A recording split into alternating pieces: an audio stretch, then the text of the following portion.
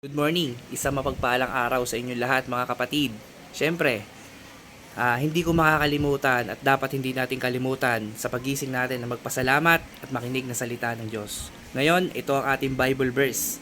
Sabi sa Mateo chapter 6, verse 26 to 27. Masdan ninyo ang mga ibon, hindi sila nagtatanim, ni umaani man o kaya'y nagtitipon sa kamalig.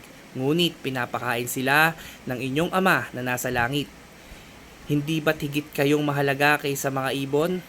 Sino sa inyo ang makakapagpahaba ng kanyang buhay ng kahit isang oras sa pamamagitan ng kanyang pagkabalisa?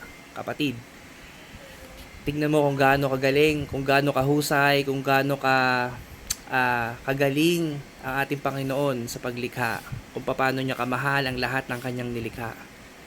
Isipin natin yung ibon na hindi naman natin pinapakain, di ba? Meron nag-aalaga, pero yung nilikha mismo ng Panginoon, kagaya ng mga maya, ng mga agila, di ba? Paano sila nabubuhay, di ba? Ang naglikha lang yan ay ang ating tanging Panginoon na makapangyarihan sa lahat. So kapatid, huwag tayong bibitaw sa ating Panginoon at araw-araw nating pagbulay-bulayin at aralin at damin at mahalin at ipasok ang kagalakan sa ating puso. So, nag-iisa lang ang ating Diyos. God bless sa inyong lahat at ingat sa lahat ng ating ginagawa.